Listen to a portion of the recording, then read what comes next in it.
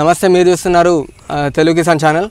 ప్రస్తుతం మనం వరంగల్ జిల్లా గీసుకొండ మండలంలోని కొమ్మల గ్రామం దగ్గర ఉన్నాము. అయితే మన దగ్గర కనబడుతున్న ఈ ఆవు అసలైతే కోతకు అమ్ముతూ ఉంటే అన్నగారు ఖరీదు చేసుకొని తీసుకొచ్చారు. ఆ తర్వాత అనుమానం వచ్చి దాన్ని చూడి పరీక్ష చేసినప్పుడు అది చూడిది అని కన్ఫర్మ్ అయ్యింది. ఆ తర్వాత దాన్ని అతనే అట్టి పెట్టుకొని ఉన్నాడు. అయితే ఇప్పుడు అది రోజుకి వచ్చేసి 10 లీటర్ల వరకు పాలిస్తూ ఉన్నది. ఒక కోతకెళ్ళే ఒక ఆవు, ప్యూర్ ఒంగోలు ఆవు రోజుకు 10 లీటర్ల పాలు ఇవ్వడం అనేది సాధారణ విషయం కాదు. అయితే దాన్ని వాళ్ళు ఏ విధంగా తీసుకున్నారు, వాళ్ళు దాన్ని ఏ విధంగా సస్యరక్షణ చేస్తూ ఉన్నారు, దానాలు వగైరా ఏమేమి ఇస్తూ ఉన్నారనే పూర్తి స్థాయి సమాచారం రవీందర్ గారిని అడిగి తెలుసుకున్నాం. రవీందర్ గారు నమస్తే అన్న. చెప్పన్నా, మీరు ఎప్పుడు తీసుకున్నారన్నది? ఇది 8 నెలలు అవుతాను. 8 నెలలు అవుతుంది. అప్పుడు తీసుకున్నప్పుడు మీరు ఏ పర్పస్లో తీసుకున్నారు? ఇది కటింగ్ కొని అమ్ముతా ఉండే ఆయన. అమ్ముతా అంటే మనం సరే కావాలి మంచిగా అని తీసుకున్నాం.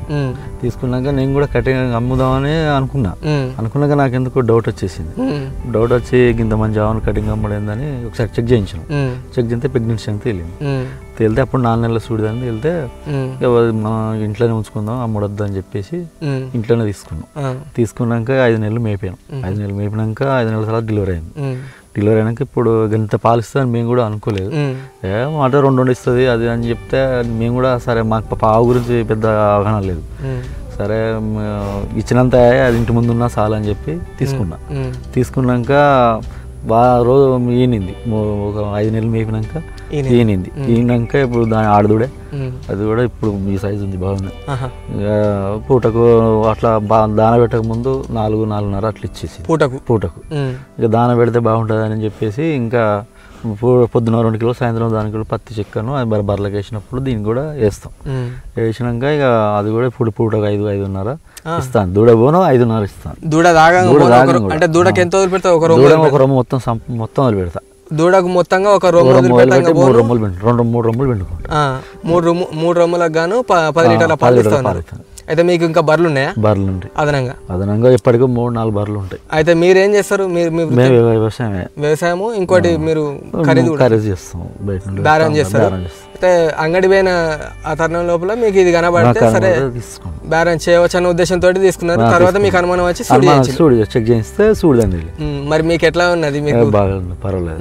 చాలా మంది అడిగింది. దాని తర్వాత నేను కొన్నది 25,000 కానీ 25,000 కొన్నారు. చాలా మంది 80,000-86,000 కూడా ఇస్తే అడిగితే మెయ్యం, అది సత్యం, మా ఇంట్లోనే కావాలి, దానికి అమ్మాల్సిన అవసరం లేదని చెప్పి మా ఇంట్లోనే ఉంచుకున్నాం. ఇప్పుడు దాని దూడని కూడా మా ఇంట్లోనే ఉంచుకుంటాం. సేమ్ ఇదే క్వాలిటీది ఇటువంటి మళ్ళీ దొరకాలంటే దొరుకుతాయి అన్న? ఛాన్స్ ఉన్నదా? దొరకదన్న, మళ్ళీ దీని బీడ్ అయితేనే మళ్ళీ దొరుకుతాయి. దీని దూడలు అయితేనే మళ్ళీ సెట్ అవుతాయి. దీని దూడకి ఇప్పుడు నుంచే చాలా మంది అడుగుతాను. అంతేనా? ఏ రేట్కి అడుగుతా ఉన్నారు? అది పాలు ఎండిపోయినాక అప్పుడు రేటెడ్ అవుతుంది. ఇప్పుడే రేటు చూసారు, దాని సైజుని బట్టి, అప్పుడు క్వాలిటీని బట్టి అప్పుడు దాని రేట్ ఉంటుంది. దీని పాలిచ్చే గుణము, దీని తీరును చూసి దాని దూడ కూడా అడుగుతాను. ఇది ఎన్ని పనులు అన్న? ఇది ఇప్పుడు 3 దుక్కులు ఉంటాయంటే 3 అంటే 6 మొత్తం 8 పనులు అయింది. 8 పనులు అయింది. ఇంకొక 2-3 ఈతలు 3 కాదు 10 ఈతలు ఇంత. దానికని అదే సుఖం ఉండాలి. సరైన సుఖం అందినప్పుడు 10 ఈతలు. ఎప్పుడైతే అది సుఖం లేకుండా ఈనడానికి అవకాశం. అవును. ఇప్పుడు మళ్ళీ ఏమైనా కట్టించే ప్రయత్నం చేసి కట్టిస్తాను. అందుకే ఇంకో నెల అయిపోయినాక కట్టిస్తాను. కానీ హైట్, పర్సనాలిటీ సేమ్ ఒంగోలు అసలు అంటున్నది. అవును. పాలు 10 లీటర్లు ఇవ్వడం అని అంటే నాకే ఆశ్చర్యం. నమ్మరు. నా సంఖ్య కూడా అట్లే ఉంది మరి. అవును, ఆవు సంఖ్య, బర్రెల సంఖ్య ఉంది. ఇది చాలా మంది రైతులు కానీ ఎక్కువ శాతం రైతులు మీరు బేరం చేస్తూ ఉన్నారు కాబట్టి మిమ్మల్ని అడుగుతా ఉన్నా. అవి సూడి ఆవులైనా సరే, దేశవాళీ ఆవులైనా లేకపోతే ఇంకోటైనా ఏవైనా, అవి సూడి అని తెలిస్తే ఈ కటింగ్ వాళ్ళు కొనరన్న ఉద్దేశంతో ఆ సూడి అని చెప్పకుండానే అమ్ముతా ఉంటారు చాలా వరకు. నాకు అట్లా ఒకసారి అనుభవం ఎదురైంది. అట్లా ఎందుకు చేస్తారు అట్లా అది ఏం చేస్తారంటే వాళ్ళు పాలు రన్నింగ్ కావడానికి అమ్ముకుంటారు. కానీ దానివల్ల ఏమవుతుందంటే ఇప్పుడు 6 నెలలు, 4 నెలలు, 5 నెలలు కాకపోతే అమ్ముకుంటే అది రైతుకే లాసు. ఇప్పుడు 5 నెలలు అంటే ఇంకొక 5 నెలలు మేపితే మళ్ళీ ₹1,00,000 గేదె అవుతుంది. కానీ ఈ 50,000 ఆయనకు మిగిలితే ఆయనకు తెలియదు. మళ్ళీ కొత్తది తెచ్చుకొని మేపితే అది కూడా ఆ 50,000 మిగిలవు. కానీ ఇది దానికి దాన పెట్టాల్సిన అవసరం లేదు. ఓన్లీ గడ్డి మేసి, వరిగడ్డి మేసినా మంచిగా మళ్ళీ 5 నెలలకు మళ్ళీ తయారైద్ది గేదె. కానీ వీళ్ళకి ఏమవుతుందంటే రన్నింగ్ కావాలి. ఈ బోన్ ఇంకో 20,000-30,000 కలిపితే బర్రెత్తుంది, అదేం చూస్తారు. కానీ ఒక జీవి ప్రాణం కూడా పోతుంది దానివల్ల. 2 ప్రాణాలు పోతాయి. కానీ చాలా వరకు రైతులు అంటే అది సూడి మీద ఉన్నప్పుడు కొద్దిగా కండబట్టి నున్న ఉంటది కాబట్టి కొనేటోళ్ళు కూడా వాళ్ళు అవన్నీ ఆశపడతారు. అయితే వాళ్ళకు కూడా తెలిసి ఉండకపోవచ్చు బహుశా తెలిసి ఉన్నా కూడా వాళ్ళు ఏం చేయలేరు. ఎందుకంటే వాళ్ళు చేసేది బేరం కాబట్టి అది అల్ల నుంచి అటు రన్నింగ్ అయిపోతుంది. కానీ అలా 2 దూడలు ఇంకో పానం పోతుంది అనేది వాళ్ళకు అంత ఇది ఉండదు. కానీ అది అమ్మేటోళ్ళకి మంచిది కాదు. అవును, దౌర్భాగ్యం ఏంటంటే ఇది చేసేది రైతులే. ఇది ఒకటి అది మన తెలంగాణలో బాగా నడుస్తుంది. ఏమైనా 4 నెలలు 5 నెలలు దాని షూటింగ్ కూడా అమ్మేసి అది ఏమవుతుందంటే బాగా సిక్ అయినప్పుడు 60,000 50,000 అమ్ముతుంది. ఇవాళ రేపు వట్టి గేదె కూడా 60,000 అమ్ముతాను. 60,000 వస్తాయి కదా, ఇంకో 40,000 50,000 కలిపితే గేదె వస్తుంది. అట్లా రూపాయి మిగలదు పోదు కదా, పైనుంచి చేసే దందా కూడా కాదు. ఇప్పుడు ఆల్రెడీ ₹1,00,000 గేదెను 5 నెలల సూడి అయినప్పుడు అమ్మితే 50,000 56,000 వస్తాయి. అది మళ్ళీ నిండు సూడికి వచ్చేసరికి ₹1,00,000 వస్తాయి. 50,000 మిగులుతాయి కదా, దానికోసం ఆశపడాలి. కానీ జీవితం తీసుకుంటా మళ్ళీ దాన్ని కొనుక్కుంటే అది కరెక్ట్. అది తోటి రైతులకో లేకపోతే ఊర్లో చెప్తే కొనేవాళ్ళు కూడా కొంటారు. పక్కన వాళ్ళు చెప్పారు పోయి ఆ కటింగ్ వాళ్ళకి వానికి ఇంకా చెప్పుకుని అమ్ముకుంటాం. అట్లా చాలా వరకు అంటే నేను నా సొంత అనుభవం 2 సూడి ఆవులు ఉండే సాధకానికే అమ్మిన వ్యవసాయానికే. కానీ వాటిని అమ్మినకా నుంచి మొదలు సాధకానికి అమ్మినా సరే అది అమ్మినకా నుంచి మొదలు ఇప్పటికి 10 ఏళ్ళ పొద్దు అసలు వ్యవసాయం మొత్తానికి వెనక్కి. ఇప్పుడు చాలా మంది కలిసి రాదు. అవును, అది మనకు కూడా నేను చూసిన వరకు కూడా చాలా మంది మంచిది కాదు. ఆ సూడి వాటిని అయితే దాదాపు కోతకి ఇయ్యకూడదు, ఇయ్యరు కూడా. అసలు తెలిసిన వాళ్ళు అయితే ఇయ్యరు. కాకపోతే రైతుకి ఇచ్చిన 5,000 తక్కువకి ఇచ్చినా పర్లేదు, కానీ రైతుకి ఇస్తే జీవి బతుకుతుంది. మొత్తంగా మీకు ఎట్లా అనిపిస్తా ఉన్నది అనుకోకుండా 25,000 ఇప్పుడు ఇంట్లోకి కూడా గేదె వచ్చిన వచ్చిన కాంచెల్లి మాకు ఇంట్లో అందరికి హ్యాపీగా ఉన్నది. అందుకే ఆవును కూడా ఇంట్లో అమ్మద్దు అనుకున్నాం. ఇంట్లోనే ఉంచుకుంటాను తల్లి బిడ్డని కానీ దీన్ని కానీ. మా ఇంట్లోనే సచ్చదాకి మా ఇంట్లోనే సావాలి. ఇది పాలిచ్చేటప్పుడు తాడుగీడు బర్రలాగానే. ఇది ఇంత ముందు రైతు పాలు పిండుకున్నాడు ఆయన చెప్పిండు. పిండిండు అప్పుడు కూడా పూటగా 4 నెలలు ఇచ్చిందని చెప్పిండు, కానీ కట్టలేదని ఇచ్చిండు. బహుశా లేక దాన్ని చెక్ చేయించకపోలే. తర్వాత బాధపడ్డా. తెలిసింది. మన దగ్గర కూడా వచ్చిండు. మళ్ళీ ఆవునిస్తావు అన్నా అంటే ఇయ్యమన్నాం, అది మాకే కావాలి ఇంట్లోకి. ఇప్పుడు అదే ఆమె రైతు వచ్చి మళ్ళీ ఎంత కడిగిండు. మళ్ళీ ఇక ఆయన ఇంకో 30,000 20,000 ఎక్కువ ఇస్తా అన్నాడు.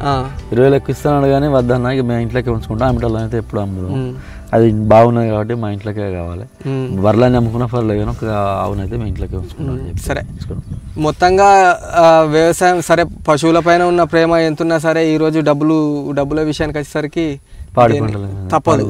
మీరు దీన్ని పాలను ఏ రేట్కి అమ్ముతా ఉన్నారు, మీకు ఎట్లా గిట్టుబాటు అవుతా ఉంది? ఇప్పుడు మాకైతే ఇప్పుడు బర్రెల రేట్ అంటే మేము వేరే క్యాండిడేట్ పోతాం ఇక్కడనే 63 రూపీస్ కట్టిస్తాడు, మాకు ₹63 కట్టిస్తాడు.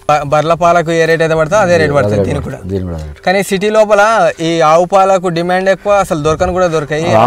ఆవు పాలు సిటీకి ఎక్కువనే ఉంటుంది. ఆవు పాలు కానీ ఆవు పంచకం కానీ అన్ని కొంటారు అక్కడ. కానీ మనం పోయి అమ్మలేం కదా, అమ్మలేరు. ఈ ఒక్క గేదెకి ఒక్క ఆవు పాలు పట్టుకుపోయి మనం ఆడికి పోలేం.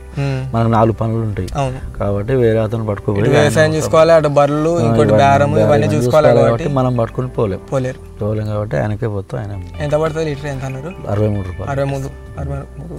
ఫ్యాట్ ఎంత వస్తా ఉన్నది? నీ ఫ్యాట్ ఏం లేదన్న, ఓన్లీ జోకి ఇక వాటిలో కలిసిపోతుంది.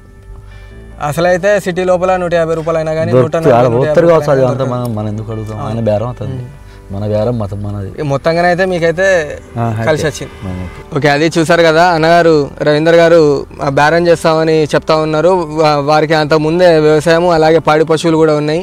బేరం చేసే క్రమం లోపల అతను అంగడికి వెళ్ళినప్పుడు ఈ పశువును కొనుగోలు చేశాడు. అయితే అతను అమ్మిన వ్యక్తికి కూడా అవగాహన ఉండకపోవచ్చు. ఆయన 25,000 చొప్పున కొనడం జరిగింది, వాళ్ళు అమ్మడం జరిగింది, అన్నగారు కొన్నారు. అయితే ఆ తర్వాత తీసుకొచ్చిన తర్వాత కొంత అనుమానం కలిగి సూడి పరీక్ష చేయిస్తే సూడిదని తేలడం చేత దాన్ని అట్టి పెట్టుకొని ఉన్నాడు. 5 నెలల తర్వాత అది ఈనింది. ఇప్పుడు ప్రస్తుతం ఇది ఈని 3 నెలలు అవుతా ఉన్నది. రోజుకు 10 లీటర్ల చొప్పున పాలు అవుతా ఉన్నాయని.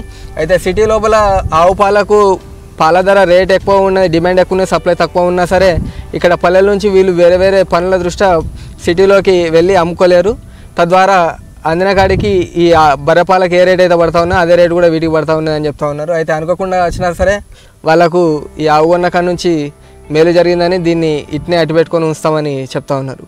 ఎవరైనా సరే తోటి రైతులు చూడి ఆవులను అమ్మేటప్పుడు దాన్ని కప్పి ఉంచి అమ్మటం కంటే కూడా తోటి రైతులే చెప్తే ఎవరైనా ఆసక్తి ఉన్న వాళ్ళు ఎవరైనా తీసుకునేందుకు అవకాశం ఉంటుంది. ఒకటే దెబ్బకు 2 జీవాలు చంపుకోవాల్సిన కర్మ పట్టదు అనేది నా ఉద్దేశము. నా సొంత అనుభవం ద్వారా కూడా నేను గ్రహించింది అదే. గతంలో ఇంతకుముందు చెప్పినట్టుగానే నేను 2 ఆవులను అమ్మవలసి వచ్చింది. అప్పటి నుంచి మాకు ఇప్పుడు 10 ఏళ్ళ పొద్దు వ్యవసాయం మొత్తంగా కుంటుపడిపోయింది. అది ఈ వీడియో నచ్చిందని అనుకుంటున్నాను. మరో మంచి వీడియోతో మళ్ళీ కలుసుకుంటాను. ఎంతో విలువైన సమయాన్ని సమాచారాన్ని ఇచ్చిన రవీందర్ గారికి ధన్యవాదాలు చెప్తూ మరొక మంచి వీడియోతో మళ్ళీ ఉంటాను.